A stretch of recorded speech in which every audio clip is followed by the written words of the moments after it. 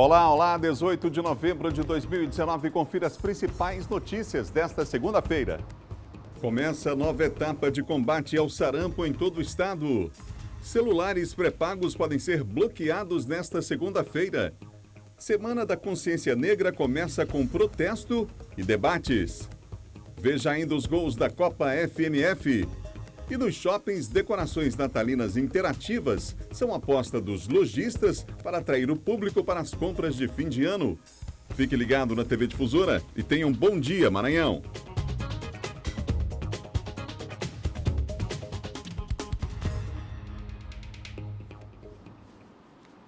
Um bom começo de semana, esse é o desejo de toda a nossa equipe aqui da TV Difusora. Para você que nos acompanha no estado, são 7 horas da manhã, o dia está só começando, gente. Tudo de bom para você e sua família.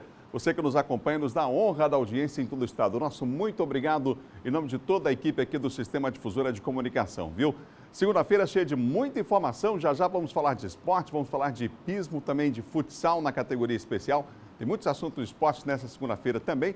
Segunda-feira que começou, né, com a torcida brasileira aí mais feliz, aí depois daquela virada de ontem contra o México no Mundial Sub-17.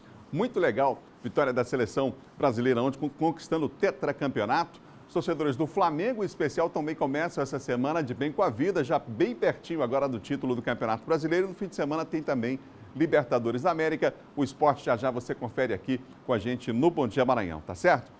A gente começa essa segunda vendo como é que está o trânsito aqui na capital depois de um final de semana prolongado, né? Tivemos aí na sexta-feira o feriado. Vem comigo para a gente ver, começa pela Avenida Beira-Mar. Na Avenida Beira-Mar o trânsito tranquilo, 2 pistas liberadas no sentido São Francisco Centro nesse momento. Não há registro de acidente nesse ponto, acesso aí ao centro da capital maranhense. Avenida Beira-Mar e também no sentido contrário, a pista liberada, você vê aí no detalhe à direita, com trânsito tranquilo no sentido São Francisco também. Vamos para outro ponto da cidade, imagens em tempo real aqui na TV Difusora, no Bom Dia Maranhão. Estamos agora na rotatória do Calhau. Esse ponto aí é aquele ponto aqui à esquerda dos veículos que estão saindo ali da Ponta da Areia, né, da ponta na praia ali antiga Praia da Marcela, que a gente chamava, né? Ponta do Farol, o pessoal que está saindo de lá agora está pegando aqui a rotatória, muitos deles para pegar agora a Avenida Carlos Cunha, já para vir no sentido centro da cidade. Trânsito tranquilo, intenso, claro, nesse ponto, mas tranquilo, sem registro de acidente. Agora a Avenida Guaxinduba, estamos aí na descida das Cajazeiras à esquerda, número grande aí de veículos, né, coletivos nesse horário, principalmente, mas o trânsito é tranquilo também. Aqui à direita, as pessoas que já estão se deslocando para o centro da cidade, passando aí pelo Parque do Bom Menino, aqui à direita um pouco mais a Praça da Bíblia também. Trânsito tranquilo desse momento, nesse ponto da cidade também, sem registro de acidente. Mais um ponto, Bacanga agora. Vamos para a área Itaquibacanga. Vem comigo para a gente seguir aqui com o nosso Bom Dia. A área Itaquibacanga está trânsito intenso, principalmente no sentido centro-Bacanga. No sentido contrário, as pessoas que se deslocam do Saviana, do Anjo da Guarda, do Fumacê, os amigos da Vila Nova que nos acompanham também, o nosso obrigado pela audiência, mas o trânsito é tranquilo na Avenida dos Portugueses nesse instante, pessoas que se deslocam também para a Universidade Federal do Maranhão. Bom dia de trabalho, um bom estudo para você. Segunda-feira que está só começando, mas as imagens em tempo real você tem aqui nessa prestação de serviços do nosso Bom Dia, uma parceria com a Secretaria Municipal de Trânsito e Transportes da Prefeitura de São Luís, fazendo o monitoramento do trânsito em tempo real. Olha, domingo foi dia de lembrar a memória das vítimas de trânsito. Uma caminhada marcou a data aqui na capital.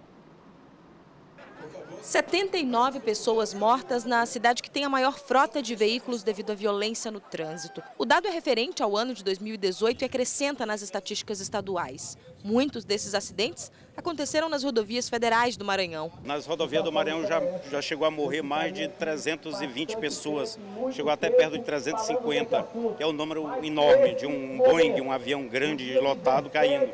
E esse número está reduzindo, felizmente.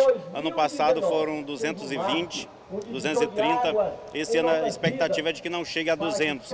Isso é fruto da conscientização, as pessoas começaram a valorizar mais a vida, a si próprio e a terceiros.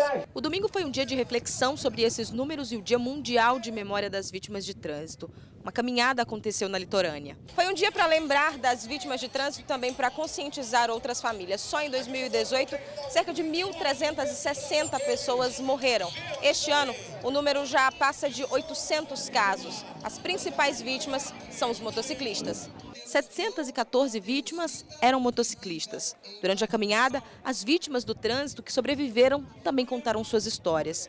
O Willam sofreu um acidente de moto e a consequência disso ele vai carregar para sempre. Eu só agradeço, por ter conseguido sobreviver, porque eu era um infrator. Eu costumava a não seguir as regras e eu pago por essa minha imprudência em cima de uma cadeira de rodas. Levando em conta as estatísticas do ano passado, é como se mais de 100 pessoas morressem por mês. O dia de conscientização reuniu famílias e histórias que não são tão boas, mas servem de exemplo. Que não a cicatriz, que ela nunca sara. Porque ultimamente a nossa vida é muito importante e precisa ter mais respeito os motoristas. É um dia para que se possa fazer reflexão e clamar às autoridades e à sociedade para que voltem-se para essa questão, instituindo políticas públicas e fazendo algo, sobretudo por esses pilares, pelo fortalecimento desses pilares sobre os quais se assenta o trânsito seguro, que é a educação para o trânsito, a maior fiscalização, com fiscalização rigorosa e com uma boa infraestrutura. Importante ações como essa, não é? A Polícia Civil deve pedir a prisão do homem que atropelou o motociclista na região Tocantina. Câmeras de vídeo monitoramento devem ajudar nas investigações. O vídeo registra o acidente às 2h45 da madrugada do dia 13 de novembro. O ciclista atropelado por um carro é arremessado para a frente com a bicicleta. A vítima é o senhor José Dias Filho, de 44 anos, vendedor de espetinho, e que voltava para casa depois do trabalho. A polícia informou que vai pedir a prisão do motorista nas próximas horas.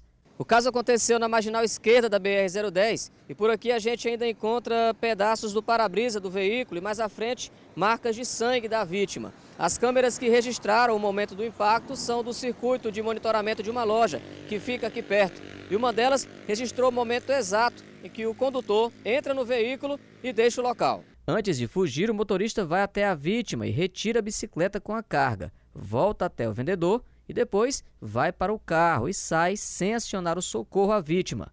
Aproximando a imagem, dá para identificar apenas que era um homem barbudo e que no momento usava calça jeans azul e camisa escura. A filha e a nora do vendedor conversaram com a equipe do programa Bandeira 2.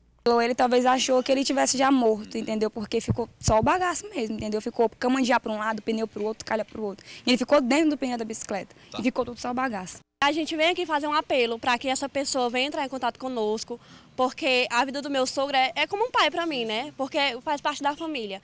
Então a gente faz um apelo para que ele possa entrar em contato conosco, para contribuir com as despesas, né? Porque ele está praticamente morto, que Deus o livre. José está internado em uma UTI em estado grave. Que situação, hein, gente? Daqui a pouquinho o Silvão Alves vem aí para atualizar os assuntos da área de segurança, vai falar também sobre acidentes. O final de semana foi marcado por vários acidentes, inclusive lá em Rosário, um acidente envolvendo criança. Enfim, a gente vai falar sobre esse assunto já com o Silvão Alves, que vai atualizar os principais assuntos da área de segurança. Mas a gente vai ver agora que bandidos armados roubaram dinheiro em um carro, em um lava-jato na região dos Cocais. O veículo foi recuperado cerca de 1 hora depois. Veja na reportagem de Raquel Souza. Era por volta de 3 horas da tarde. Segundo informações, o veículo, uma picape Estrada, estacionada no posto de Lava Jato que pertence à vítima, identificada como Raimundo Oliveira, foi roubada por 3 bandidos armados que estavam com revólver calibre 38. O fato aconteceu no povoado Buriti Corrente, cerca de 36 quilômetros de Caxias. Os bandidos estavam em um veículo WV de cor vermelha. Os bandidos chegaram no posto e perguntaram a populares quem era o dono do veículo. Em seguida, deram voz de assalto e o renderam. Na ocasião, foi levado da vítima a quantia de R$ 700. Os bandidos fugiram e tomaram um rumo ignorado. A vítima procurou ajuda na unidade operacional da Polícia Rodoviária Federal. Após verificação no sistema da PRF para registro de ocorrências de roubo, furto e apropriação indébita de veículos, foram realizadas diligências pela MA 127, que interliga Caxias ao município de São João do Soter. Em menos de 1 hora, a equipe da PRF cruzou com o veículo que trafegava em sentido contrário. Os assaltantes abandonaram o veículo às margens da rodovia e fugiram pelo matagal. O veículo roubado foi recuperado e encaminhado ao posto da PRF, logo entregue ao proprietário. As buscas para encontrar os bandidos e o veículo utilizado no crime ainda continuam. Você ligado no Bom Dia Maranhão, em todo o estado, aqui pela TV Difusora. Estamos juntos mais uma vez, unindo todo o Maranhão com muita informação. Olha, celulares pré-pagos serão bloqueados hoje, hein? A partir de hoje, em vários estados da federação, inclusive aqui no Maranhão. O Eduardo Dreceira está com a gente, tem os detalhes a respeito desse assunto. É preciso ficar atento, hein? A gente veio falando sobre isso, o prazo foi passando, Eduardo. Chegou o dia, é hoje. Bom dia para você.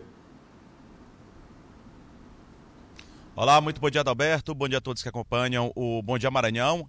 Foi separado aí por etapas essa atualização cadastral que está sendo feita, segundo a Anatel, incluindo agora nessa última etapa o Maranhão. São vários estados que já passaram por essa atualização cadastral. Nesta última etapa aí inclui o estado do Maranhão e na região, segundo a Anatel, que é a agência e operadora da telecomunicação no país, segundo a Anatel, cerca de 91 milhões de celulares aí pós-pagos que estão aí pré-pagos, melhor dizendo, pré-pagos, que estão aí, circulam na região, 91 milhões aproximadamente nessa região que abrange a última etapa e menos de 1% desses aparelhos precisa fazer essa atualização cadastral. É um número bem pequeno, mas ainda é relativamente grande se pensar nessa questão dos 91 milhões de aparelhos celulares, mas menos de 1% precisa fazer essa atualização cadastral. A gente lembra que se for para pessoa física, ela tem que entrar em contato com a sua operadora telefônica, a operadora telefônica que é cliente, e repassar aí informações como o nome completo, também o endereço e também o CPF. Justamente essa medida da atualização cadastral, que é para evitar alguma fraude, algum tipo de erro, algum tipo de fraude, é justamente por conta do número do CPF, por conta disso está sendo feita essa atualização cadastral. Quem por algum motivo tiver a sua linha bloqueada, pode entrar em contato, mesmo hoje, que é o dia aí que acaba esse prazo para essa atualização cadastral. Quem tiver a sua linha bloqueada vai poder se dirigir fisicamente, presencialmente, à operadora em que é cliente, ou então entrar em contato aí pelos canais de comunicação aí da operadora, o call center, ou mesmo pela internet, mas vai ter que entrar em contato. Quem tiver algum tipo aí de problema, quem tiver sua linha bloqueada, vai poder entrar em contato com essa operadora para garantir aí, para garantir a justificativa, para garantir que possa aí retomar essa atividade, retomar sua linha e não tenha nenhum tipo de problema. Lembrando que essa medida é para justamente evitar fraudes, principalmente por conta de números de CPF, segundo informou a Anatel. A gente volta com você, Adalberto. Obrigado, Eduardo, pelas informações. Daqui a pouquinho você volta girando pela cidade. Nosso Eduardo Dreceira trazendo sempre informação para você. Confira agora o nosso giro de notícias. Devem começar hoje as obras do terminal rodoviário de São Luís. As obras serão emergenciais na área interditada onde os passageiros desembarcavam. O início das obras ficou definido após um acordo com a agência de mobilidade, MOB, e deve custar inicialmente cerca de R$400 mil. O terminal rodoviário de São Luís tem 30 plataformas de embarque e desembarque. 15 delas estão interditadas há mais de 7 meses. E o laudo da Defesa Civil atestou que o telhado da estrutura estava com falhas que poderiam causar um desabamento. Vereadores de São Luís deverão concluir até o fim de novembro o calendário de audiências públicas para debater o novo texto do plano diretor. No último fim de semana, os vereadores voltaram a se reunir com comunidades da zona rural para debater a proposta do Poder Executivo. O plano diretor deve ser renovado a cada 10 anos. No caso de São Luís, de acordo com o Estatuto das Cidades, o plano deveria ter sido revisto em 2016, mas impasses sobre o planejamento urbano da capital acabaram atrasando a criação do novo plano. Uma pesquisa feita em parceria com a Sociedade Brasileira de Imunizações mostra a credibilidade das vacinas é menor entre homens e jovens de 16 a 24 anos. O estudo mapeou o impacto das fake news em vacinas e contou com um questionário domiciliar em que 2.002 pessoas foram ouvidas entre 19 e 22 de setembro deste ano em todas as regiões do país. Entre os homens, cai para 49% o percentual dos que consideram as vacinas totalmente seguras. A situação é mais preocupante entre os jovens de 16 a 24 anos, já que 45% veem as vacinas como totalmente seguras e 53% têm algum nível de insegurança. A gente vai continuar falando sobre vacinação depois do intervalo. A campanha de combate ao sarampo acontece hoje em todo o país. Fique ligado nas informações sobre as ações que acontecem aqui no estado do Maranhão, já depois do intervalo. E você vai ver também, Silvão Alves vem aí para atualizar os principais assuntos da área de segurança. Vamos falar, por exemplo, sobre a apreensão de drogas significativas, uma apreensão significativa aí que aconteceu no interior do estado, em Presidente Dutra. Nós voltamos já com o Bom Dia, são 7h15 em todo o Maranhão.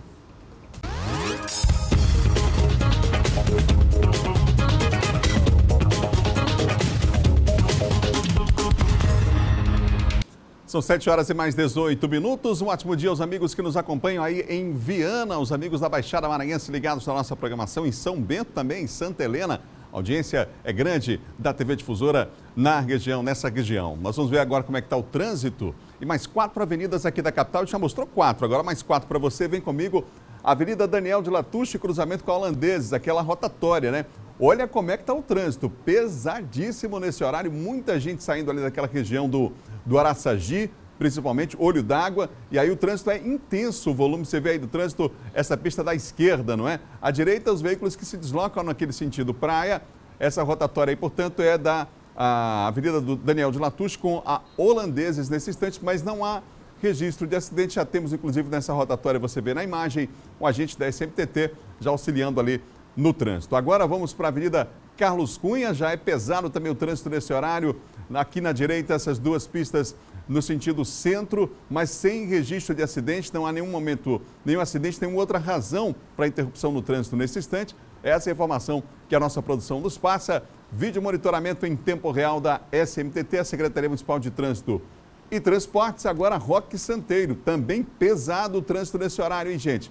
Estamos aí ainda em aula, muitos alunos, né? Lá só em meados de dezembro teremos aí as férias e aí o trânsito está pesadíssimo, inclusive aqui à direita já bem lento no sentido, quem segue no sentido do bairro Angelim, Coab, e inclusive geralmente nesse horário o trânsito é pesado no sentido contrário, né?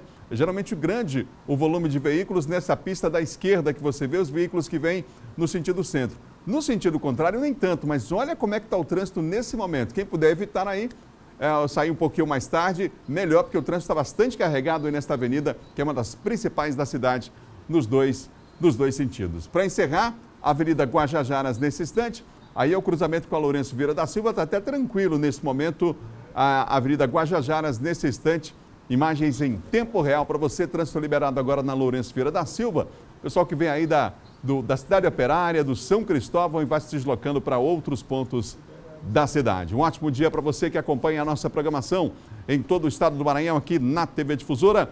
Agora vamos falar de segurança com a participação de Silvão Alves.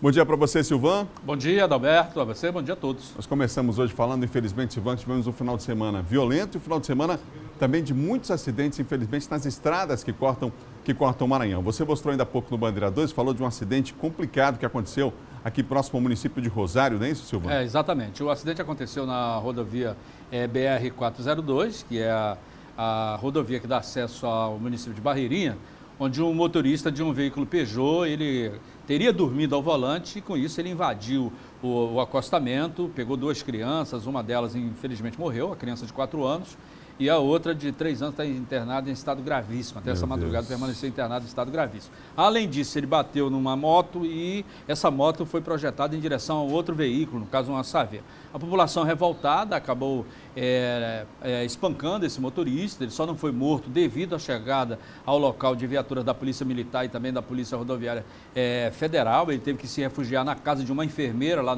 no povoado e aí, revoltados, as pessoas acabaram tocando fogo no veículo. Também hostilizaram a esposa dele, com as 2 crianças dele também. Teve um filho dele que levou uma pedrada, né? Não se justifica também. Não. Né? É que a outra criança, o filho dele estava dentro do carro, levou uma pedrada.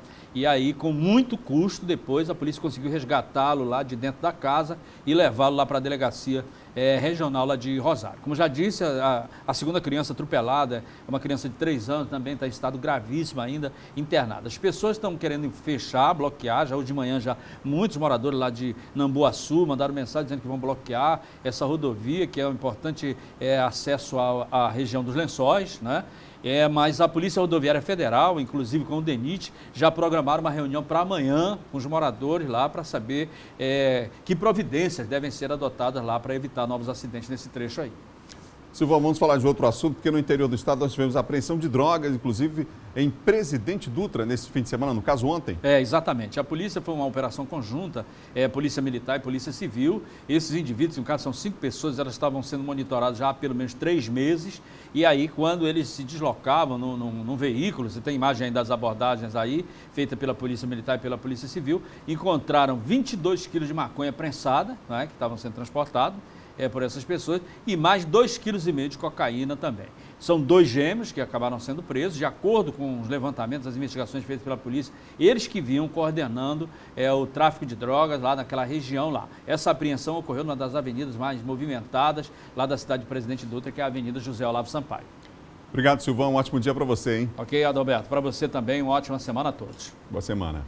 Silvão que apresenta aqui na TV Difusora de segunda a sexta, às 6 da manhã, o Bandeira 2. Olha, são 7 horas e 23 minutos, 7h23. Começa hoje uma nova etapa de combate ao sarampo. Eduardo Ericeira tem outras informações. Eduardo, essa etapa é importante porque a gente viu ainda há pouco falar sobre as fake news e, infelizmente, elas continuam ainda causando transtorno, né? Fazendo com que muita gente, inclusive, deixe de vacinar, o que é uma atitude errada, Eduardo. Com certeza. Voltamos a falar, Adalberto, essa questão de fake news é um problema muito sério, inclusive o próprio Ministério da Saúde, enfim, os governos aí, federal, estadual, municipal, que lidam com essa situação, preocupados com esse tipo de problema, essas falsas informações que acabam sendo divulgadas. Se está sendo ofertada gratuitamente aí a vacina não só contra o sarampo, mas qualquer outro tipo de campanha, contra qualquer outra doença, as pessoas têm que, claro, aproveitar para levar, no caso, as crianças e agora jovens, o público mais jovem aí, para vacinar contra o sarampo. A gente já percebeu vários casos que foram registrados aqui no estado do Maranhão, também em várias partes do Brasil, em outros estados. Fato é que a campanha de vacinação, a segunda etapa, está começando hoje, dia 18, e segue até o dia 30, de 18 a 30, essa segunda etapa, como eu disse, o público-alvo, pessoas aí de 20 a 29 anos de idade. O Ministério da Saúde já ofertou aí para o estado do Maranhão 430 mil doses, mais 95 mil doses devem ser encaminhadas até o último dia, até o dia 30 de novembro, só aqui para o estado do Maranhão. A gente lembra que a cobertura vacinal aqui da primeira etapa, que foi justamente para crianças de 6 meses a menores de 5 anos de idade, não alcançou a meta, ficou aí entre 82% e 83%, segundo o Ministério da Saúde. Ainda faltam crianças serem vacinadas, haverá uma outra etapa aí justamente para pegar esse público-alvo, essas crianças de 6 meses a menores de 5 anos de idade. O público agora são jovens de 20 a 29 anos. A Secretaria Estadual de Saúde, ela organizou, fez todo o planejamento aí para que as pessoas possam ser vacinadas nos 217 municípios que formam aqui o estado do Maranhão, por meio das unidades regionais de saúde. Abasteceu aí os municípios maranhenses, justamente a Secretaria Estadual de Saúde abasteceu os municípios maranhenses com essas vacinas para o início da segunda etapa, hoje, dia 18 de novembro. Além disso, a rede estadual promoveu a capacitação para as equipes municipais que atuam na área de imunização, com foco também no registro de dados das doses aplicadas. A gente lembra, reforça mais uma vez, que esse público-alvo de 20 a 29 anos de idade precisam procurar esses postos de saúde justamente para se vacinar contra o sarampo. A gente volta com você, Adalberto. Obrigado, Eduardo, pelas informações. É o nosso Eduardo Ericeira. Daqui a pouco volta ao vivo participando aqui do Bom Dia. Em Imperatriz, esse mês, várias ações chamam a atenção para o cuidado que os homens devem ter com a saúde, não é, gente? Em especial, o Novembro Azul alerta para o câncer de maior incidência entre os homens no Maranhão. No Brasil, surgem a cada ano pelo menos 68.220 novos casos de câncer de próstata, segundo os dados do Instituto Nacional de Câncer, o INCA. A doença tem causado a morte de 14 mil homens anualmente, de acordo com os números. Esta oncologista clínica diz que os cuidados com a alimentação e a prática de exercícios físicos podem diminuir as chances. O paciente tem que procurar um estilo de vida mais saudável, com alimentação mais saudável, fazer uma atividade física regular, né, diminuir o consumo de alimentos gordurosos, alimentos industrializados, para que evite futuramente aí um câncer e, consequentemente, um câncer de próstata também, né, nos homens. No Maranhão, o câncer de próstata é o mais incidente entre os homens. Em relação aos outros tipos da doença, representa 43,18%. No estado, para cada 100 mil homens, são estimados 66,12 novos casos. O câncer de próstata normalmente é um câncer mais do homem idoso, né? Por volta dos 55, 65 anos. Mas existe alterações genéticas, alterações familiares que acabam trazendo o câncer para uma idade mais jovem. Então, pacientes que têm pai, irmãos, né, parentes bem de primeiro grau com câncer de próstata, esses sim, às vezes tem que antecipar um pouquinho a realização da consulta com o urologista para definir aí a melhor estratégia de exames a serem feitos para a prevenção do câncer de próstata. Ficar atento e procurar um médico é sempre a melhor opção. Neste mês de novembro, dia 17, Dia Mundial de Combate ao Câncer de Próstata, é o ponto alto das campanhas do Novembro Azul. Vamos continuar falando de saúde. Em Caxias, uma caminhada serviu de alerta para a necessidade de prevenção e acompanhamento da diabetes, doença que pode causar uma série de complicações. Uma doença crônica que mata milhares de pessoas em todo o mundo. Uma iniciativa da Associação Caxiense de Apoio e Proteção ao Diabético de Caxias. A caminhada é uma ação que pretende levar essa informação para um número maior de pessoas. E nós queremos conscientizar a população que é o diabetes. Nós queremos ajudar o nosso próximo, nós queremos prevenir contra ela e prevenir dela.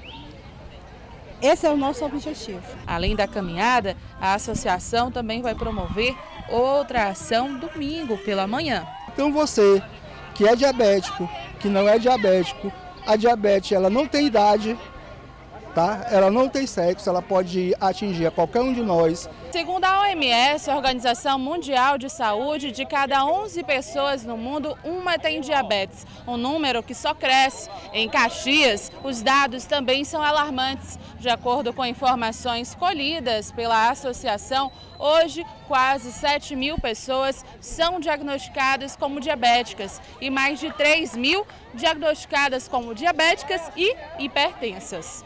É para chamar a atenção, pois o descuido com a alimentação pode ser só um dos motivos que causa a doença. É importante se buscar conhecimento e prevenção, já que o tratamento da doença custa caro e as consequências podem ser irreversíveis.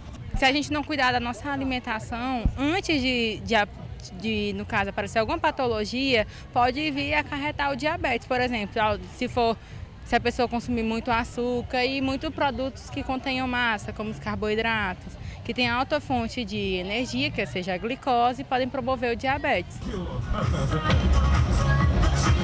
O balão vai caminhar daqui a pouco. Qualidade de vida acima de qualquer coisa. Saúde é fundamental, né, gente? Vamos conferir a previsão do tempo, vamos ver como começa a semana aqui em São Luís, também no interior do estado. Na capital, predomina céu parcialmente nublado, a claro, sem probabilidade de chuva, hein? Mínima de 26, máxima de 33 graus. Em Imperatriz, a temperatura vai subir mais um pouco. Céu parcialmente nublado, sem probabilidade de chuva também na segunda maior cidade do estado. A mínima é 25, a máxima 35 graus. Região dos Cocais, sobe mais ainda. Caxias com céu parcialmente nublado, ausência de chuva. A mínima é 24, mas olha a máxima, 38 graus. Sensação térmica aí passando dos 40, não é? Mais 3 cidades no nosso mapa, parceria com o Labinete Laboratório de Meteorologia da Universidade Estadual do Maranhão, Bacabal, com céu parcialmente, o céu está claro, parcialmente nublado e ausência de chuva. A mínima de 25, a máxima de 35 graus. Em Balsas, predomina céu parcialmente nublado a claro, ausência de chuva também, mínima de 24, máxima de 36 graus. A máxima em Barra do Corda também é 36, a mínima é 25 e por lá, céu claro a parcialmente nublado, ausência de chuva nesta segunda-feira. Temperaturas continuam aí elevadas, né, gente? Lá na região sul, a chuva chegou mais cedo, a região de Balsas, ali no sul, inclusive reflexos diretos na agricultura, mas o tempo está muito quente e abafado, natural deste fim de ano nesta nossa região aqui, na pré-amazônica, né, ali no meio norte, onde fica o estado do Maranhão. No próximo bloco, a gente vai ver que a Semana da Consciência Negra começa com debate e protesto aqui na capital. E mais, vem aí Diogo Coutrin, com quadro de política, destacando os bastidores e falando da manifestação em São Luís a favor da prisão após decisão em segunda instância. Nós voltamos já, são 7 horas e 32 minutos em todo o Maranhão.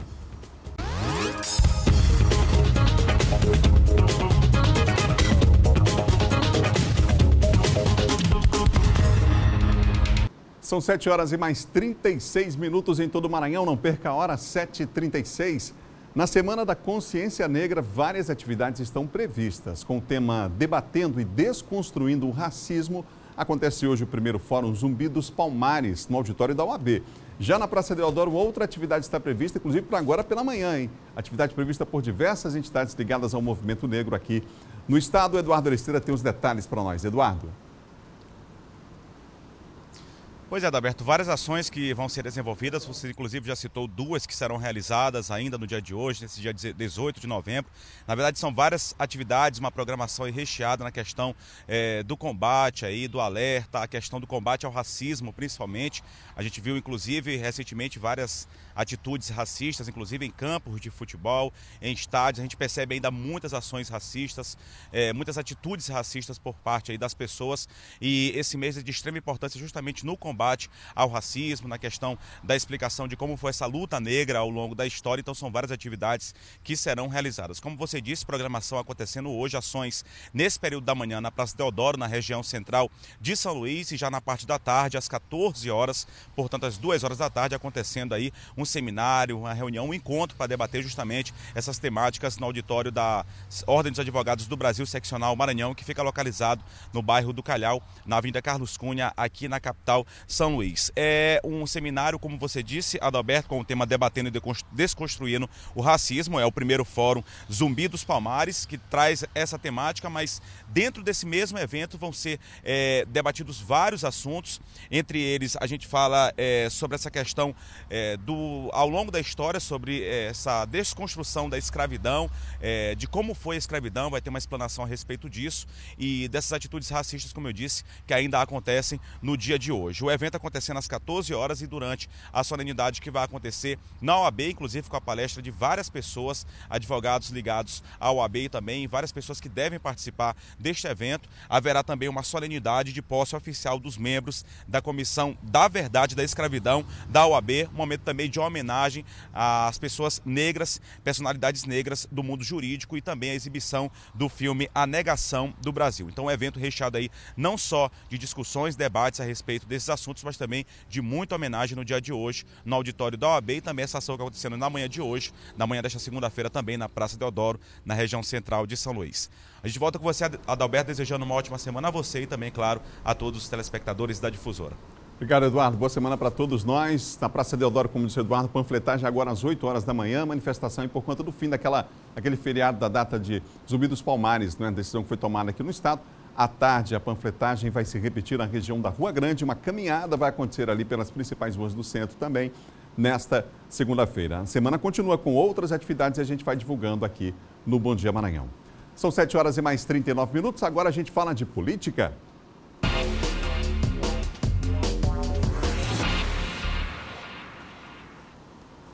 Comigo, nosso colunista Diogo Coutrin. Bom dia, John. Bom dia, Adalberto. Bom dia a todos.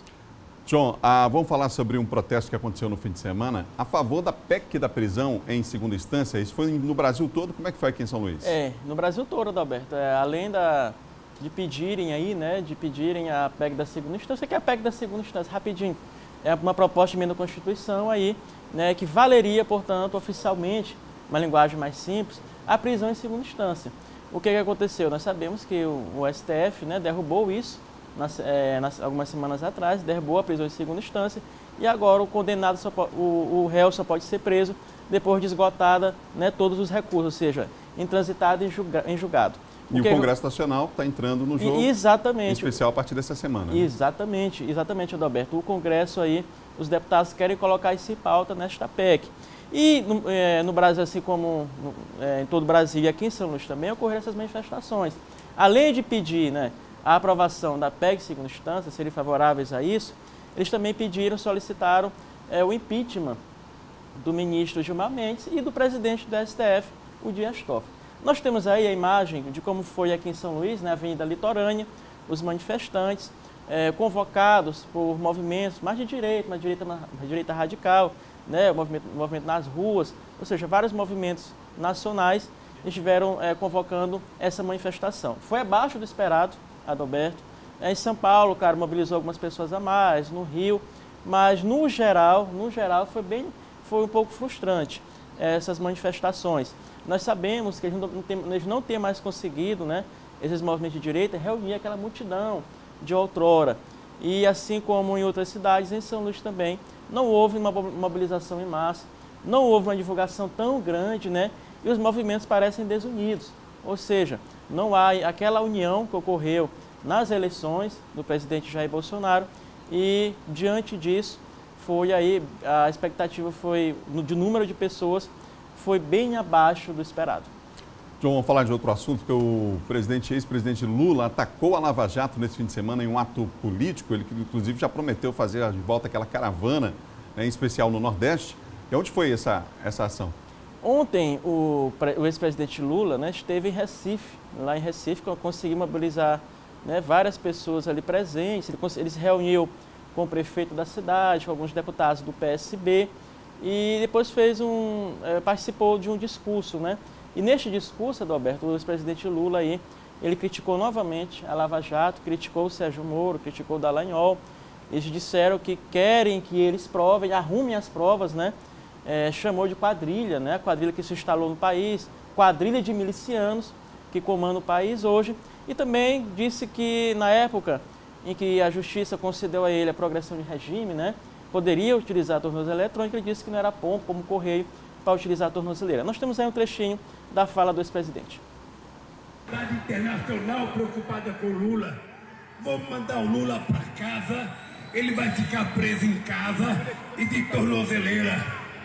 Eu disse para ele, primeiro, a minha casa não é uma prisão. A minha casa é o meu lugar de liberdade.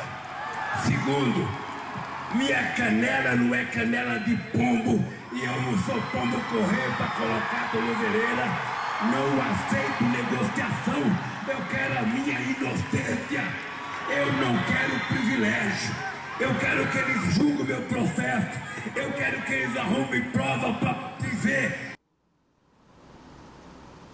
E aí, Adalberto, o ex-presidente Lula, né, ele aguarda ainda, até o final do ano, um pedido da defesa dele no STF que julga a suspeição, que analisa a suspeição do juiz Sérgio Moro. Isso pode condenar, né, ou seja, pode anular todo o processo e voltar à etapa inicial, à estaca inicial. Ou seja, então, ele pede isso e deve ser pauta do STF até dezembro. Para encerrar a pauta do dia, temos essa semana importante reunião para tratar aquela questão do COAF, né, que são ligações ali, inclusive investigações que foram feitas até agora, indícios apontando aí as situações que colocaram, no caso, o filho do presidente Jair Bolsonaro, numa situação bastante difícil, tendo que dar explicações, inclusive, sobre movimentações financeiras, né? Perfeito, Adalberto, exatamente.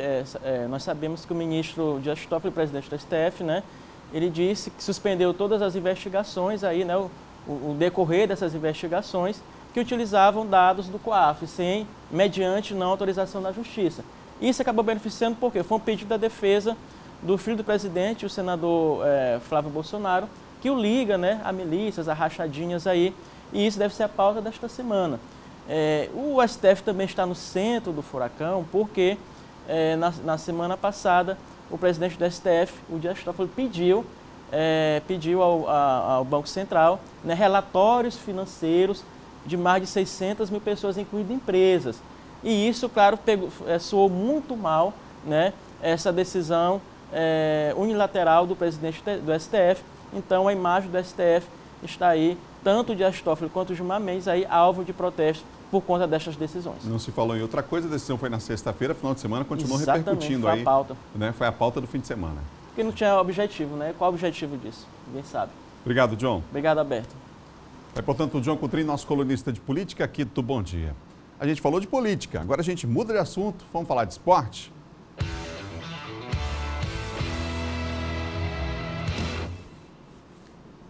Final de semana de movimentação intensa no esporte, o Brasil tetracampeão sub-17, uma virada em cima do México, muito legal, 2-1 ontem. O Flamengo, os torcedores do Flamengo amanheceram aí de bem com a vida nessa segunda, mais pertinho agora do título de campeão brasileiro, venceu o Grêmio com um time aí alternativo e aqui no nosso cenário local, a Copa FMF. A bola voltou a rolar nesse domingo, vale vaga no Campeonato Brasileiro da Série D. No Castelão, Maranhão Atlético Clube e São José empataram. A partida leva para a vaga da Série D do Brasileiro. Quem tem a vantagem hoje é o São José, com 6 pontos na tabela. Mas no início do jogo, foi o time do Maranhão que teve mais posse de bola. A primeira chance real só veio aos 31 minutos do primeiro tempo para o MAC. Marcelo, pela direita, tocou para Amaral, mas a bola ficou na trave.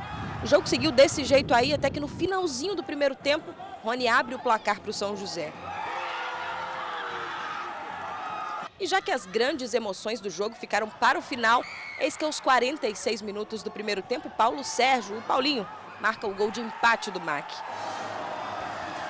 No segundo tempo, o MAC começou atacando mais, é que precisava mesmo reverter o placar. E apesar da pressão do São José, o placar acabou sendo esse mesmo. Trabalhar mais, comunicação, e trabalhar, não tem nada perdido, vamos trabalhar esses dias. Chegar na quarta-feira e tentar buscar o nosso resultado, que é a nossa classificação lá em Pinheiro. O próximo confronto acontece na quarta-feira que vem e as duas equipes jogam fora de casa. O São José vai enfrentar o Juventude em São Mateus e o MAC o Pinheiro. Vamos continuar trabalhando, né? Temos jogo na próxima quarta-feira com o Juventude. Eu acredito que a gente possa consolidar a nossa vaga na semifinal.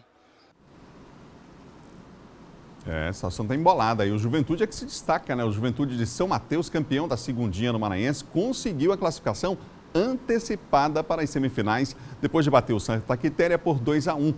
O jogo foi ontem no estádio Pinheirão. Gotinha e Ramon marcaram para o Juventude e Clenilson para o Santa Quitéria. O Pinheiro venceu fora de casa e eliminou o Gordino da competição. O PAC marcou com Guilherme e o Enes e Davi balançou a rede pelo Gordino no estádio Leandrão, em Barra do Corda. A última rodada da primeira fase acontece quarta-feira, 3h30 da tarde. O Pinheiro joga por um empate em casa com o Maranhão Atlético Clube, que, claro, ainda tem chances para seguir em frente na competição. Já o Gordino eliminado pelo Santa Quitéria, o Gordino eliminado pega o Santa Quitéria no estádio Cerejão. A partida vai ser disputada no município de Rosário. Agora nós vamos falar de futsal. Sábado a bola rolou na categoria especial. 4 equipes se enfrentaram no sábado. Os jogos foram válidos pelo Campeonato Maranhense de Futsal na categoria especial. Um dos confrontos foi entre os times do Enem Santana e do Mais Educação. Nos primeiros 15 minutos, a disputa foi acirrada, mas o Enem Santana, que é comandado pelo experiente Manuel Costa, o Maneco, como é popularmente conhecido, conseguiu sair na frente. Então é um trabalho longo, né? Que a gente não espera resultado de imediato, né? Mas com o passar do tempo você vê que... Porque para a sociedade existe aquela história, o deficiente é inútil, que na realidade não é isso. Quando ele é bem trabalhado, a gente tem um resultado satisfatório. Nas arquibancadas, amigos e familiares fazem questão de torcer, de incentivar e, claro, de orientar, como a Dulcineia, que é mãe do goleiro de um dos times e estava de olho em todos os lances. É bom para gastar essa energia toda que eles têm muita energia que muitas vezes a gente não dá conta de acompanhar. Então o esporte ajuda eles bastante nisso. A mãe está orgulhosa de ver o filho ali no gol? Tô orgulhosa. Depois de 30 minutos de bola rolando, o Enem Santana, que se manteve o jogo todo na frente, garantiu a vitória por 7-4. Mas independentemente de ganhar ou perder, o objetivo aqui era a inclusão por meio do esporte, que além de possibilitar saúde e bem-estar, também auxilia no desenvolvimento desses jovens assistidos pela APAI. Rapaz, eu já sai de casa feliz, já sai de casa vencedor, os atletas já chegam vencedor. Só está incluso no Campeonato Maranhense, parabéns à Federação Maranhense de Futsal por estar incluindo as pessoas com deficiência. Espero que as outras federações tomem o mesmo rumo. Tá? As pessoas têm capacidade de participar de qualquer atividade, tá? Só falta um incentivo. show de bola para a federação, show de bola por todas as equipes que estão participando. Muito legal, o Ribamar que falou aí também, foi um grande atleta, né, na área do atletismo, e conquistou vários títulos aí para o próprio Maranhão, enfim, muito legal saber e parabéns à Federação de Futsal de abrir espaço para a categoria especial. O fim de semana também foi de competição no hipismo, gente. Cerca de 50 atletas do Maranhão e Piauí estiveram reunidos em um evento disputado em 4 categorias diferentes. A Valentina tem só 15 anos, compete no hipismo desde os 4. Pela primeira vez, ela foi campeã na categoria preliminar de 90 centímetros. Antes eu montava em outra hípica, então já passei por vários cavalos, né? Já passei por várias dificuldades com eles. Mas quando eu cheguei aqui no Aras, que eu comprei o meu cavalo, ele era muito diferente de tudo que eu tinha montado. Então foi muito difícil assim, essa parte da adaptação com ele até chegar aqui. Já a Juliana tem só alguns meses de treinamento e na segunda competição oficial já levou para casa o primeiro lugar na categoria para iniciantes. A piauiense disputou a prova de 80 centímetros com outros 13 competidores. Estou assim sem saber nem explicar a emoção que eu estou. A única intenção que eu tinha aqui era só completar sem cair. Aí, quando eu terminei e ele anunciou que eu tinha sido primeiro lugar, eu nem acreditei. A competição reúne 4 categorias diferentes, além de uma especial que foi aberta e sorteou uma motocicleta. Nesta edição, o hipismo reuniu 50 competidores dos estados do Maranhão e Piauí. Para o competidor vencer, primeiro, ele tem que conduzir o seu cavalo durante um percurso de um determinado número de obstáculos sem cometer faltas. As provas aconteceram durante 2 dias. Esta é a segunda edição do evento, que aliás teve uma torcida bem animada, especialmente para o Felipe, campeão na categoria intermediário. Me preparei muito, já faz 4 anos que eu estou competindo e estou muito feliz e grato pela premiação. E para encerrar esse bloco de esporte, gente, uma boa notícia. Raíssa Leal, a fadinha do skate de Imperatriz, garantiu mais um pódio em uma competição internacional. A maranhense de apenas 11 anos ficou em segundo lugar na disputa do Street Feminino STU Open, realizado na Barra da Tijuca, no Rio de Janeiro. O torneio conta pontos para a definição das vagas nos Jogos Olímpicos de 2020, que serão realizados em Tóquio, no Japão. A fadinha é impressionante, né? Olha, pessoal, a abertura de mais um parque público na cidade tem criado um novo hábito entre os frequentadores. Nossa equipe foi ao Parque do Rangedor no fim de semana para ver de perto como está sendo ocupado esse novo espaço de lazer aqui na capital. O espaço tem criado um novo hábito entre os frequentadores, de promoverem piqueniques. A Nayana reuniu os familiares e amigos para juntos celebrarem de uma maneira totalmente diferente o aniversário do filho dela, o Gael, de 4 anos. Ele pediu um piquenique e aí a gente aproveitou o espaço do Rangedor para fazer uma festinha alegre, que é aberta, ao ar livre. Essa outra família trouxe comida e um violão, porque, claro, o ambiente combina perfeitamente com música e que agrada a todos. O dia a dia é muito corrido e aí a gente aproveita o feriado e para fazer um piquenique em família, que nem sempre a gente pode fazer isso, e também tocar um violão e cantar uma música boa. Bonito mesmo foi ver a felicidade da Ana Letícia, que dançou e que se divertiu bastante.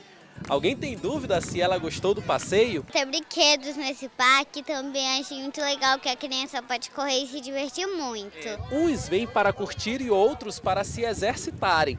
É o caso da Pamela, que manteve o foco na atividade, inclusive no feriado. É uma opção que dá para vir com os familiares, com os amigos, dá para fazer um piquenique.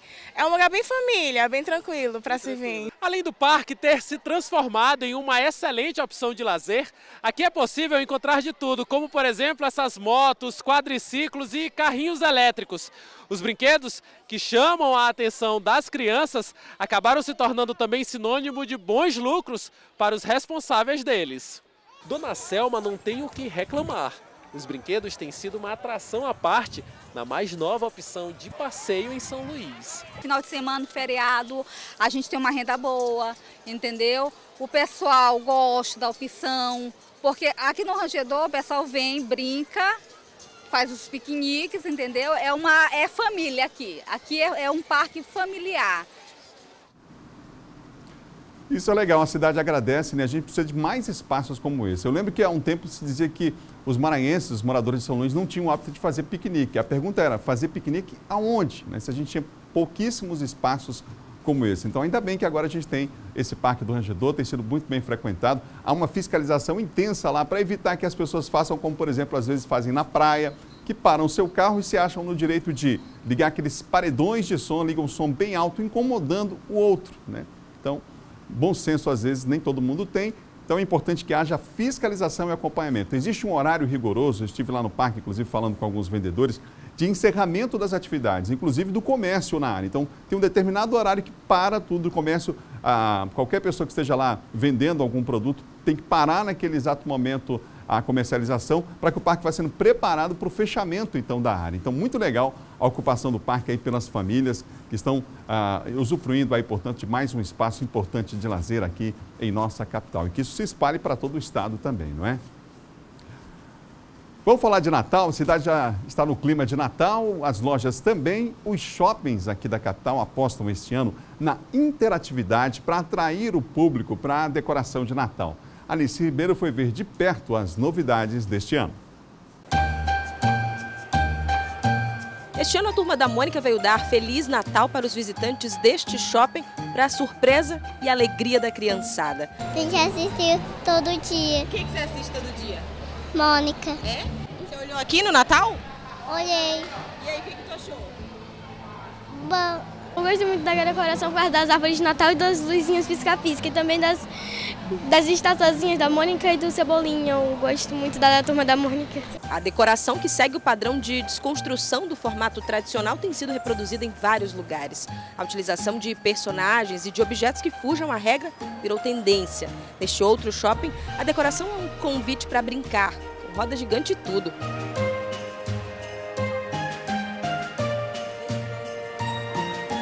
Eu achei muito legal essa decoração porque lembra a magia do Natal, lembra assim essas coisas. Muito legal. Achei lindo, ainda mais porque o Natal é uma época de celebração e do nascimento de Cristo. Essa decoração está muito linda. Tá diferente também? Tá diferente dos outros anos, ainda mais porque colocaram essa roda gigante. A interatividade dos personagens também virou rotina, tudo para chamar a atenção do público.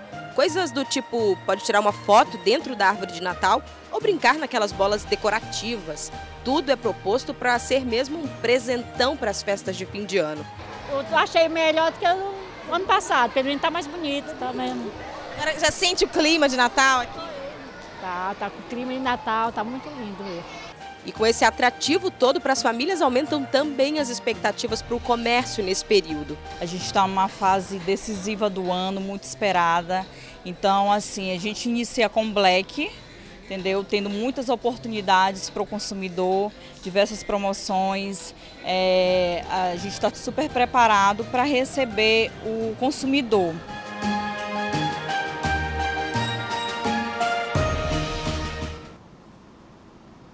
Estratégia do comércio que já aposta em aumento das vendas. Todas as pesquisas apontam isso no Natal, de vendas melhores do que, por exemplo, no ano passado. As contratações aí há 6 anos não havia um número de contratação, aqueles contratos temporários, né? Eles não batiam os números que alcançamos esse ano, pelo menos essa é a expectativa. Vamos ver se vão se confirmar esses dados divulgados até agora. Por falar em crescimento, há um crescimento também na área da construção civil. Amanhã aqui no estúdio nós vamos receber o presidente do Sinduscom para falar sobre esse importante termômetro da economia maranhense também, porque aqui no estado os números nacionais também se confirmam e há uma expectativa de crescimento aí do setor aqui no estado do Maranhão. O Bom Dia termina agora. Outras notícias você confere no nosso portal MA10. Para encerrar, imagens ao vivo de um ponto bonito da cidade, a Praça Gonçalves Dias, imagem em tempo real. Ao vivo agora, aí está a Praça Gonçalves Dias nessa manhã, o sol já está brilhando na capital de todos os maranhenses. Uma excelente semana para você. Amanhã, novo encontro, hein? Às 7 da manhã. Tchau, tchau. Fique ligado, vem aí o Primeiro Impacto.